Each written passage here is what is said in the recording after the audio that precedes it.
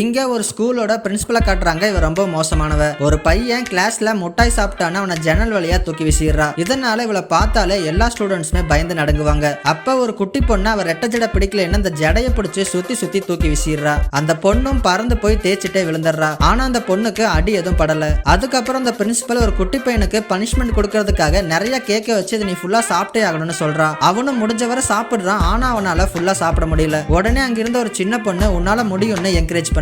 அதை பார்த்த எல்லா ஸ்டூடெண்ட்ஸுமே அந்த பொண்ணோட சேர்ந்து என்கரேஜ் பண்றாங்க. இதுல மோட்டிவேட் ஆன அந்த சின்ன பையன் அதை ஃபுல்லா சாப்பிட்டு முடிச்சிடறான். இதுல கோவமான அந்த பிரின்சிபல் அந்த தட்டை எடுத்து அந்த பையன் மண்டையிலே அடிச்சிடறா. அடுத்து கொஞ்ச நாள் கழிச்சு ஒரு சின்ன பொண்ணுக்கு பனிஷ்மெண்ட் கொடுக்கறதுக்காக ஒரு இருட்டான ரூம்ல லாக் பண்ணிடுறா. அதை தெரிஞ்சுக்கிட்ட ஒரு நல்ல டீச்சர் அந்த சின்ன பொண்ணை காப்பாத்திடுறாங்க. இப்ப கிளாஸ்ல அந்த பிரின்சிபல் எல்லா குழந்தைகளையுமே டார்ச்சர் பண்ணிட்டு இருக்கா. அப்ப ஒரு ஜக்கில் இருக்கிற தண்ணியை ஒரு கிளாஸ்ல ஊத்துறா. அதுல ஆல்ரெடி ஒரு பள்ளிய ஸ்டூடெண்ட்ஸ் எல்லாம் ஒளிச்சு வச்சிருப்பாங்க. அவளும் குடிக்க இதை பார்த்த ஸ்டூடெண்ட்ஸ் எல்லாம் சிரிக்கிறாங்க. அந்த பிரின்சிபலும் அதுல பள்ளி இருக்கிறத கண்டுபிடிச்சிடறா. இப்ப அந்த சின்ன பொண்ணோட கண்ணுல இருக்கிற பவரை வச்சு அந்த பள்ளியை அந்த பிரின்சிபல் மேல விழுகிற மாதிரி பண்ணிடுறா. இதுல அந்த பிரின்சிபல் ரொம்பவும் பயந்து போய் அலற ஆரம்பிக்கிறா. இதுக்கு அந்த சின்ன பொண்ணு தான் காரணம்னு தெரிஞ்சு அவளை பிடிக்க வர அந்த நல்ல டீச்சர் அவளை காப்பாத்திடுறாங்க. இப்ப அந்த பிரின்சிபல் எதுவும் பேசாம அங்கிருந்து கிளம்பிடுறா.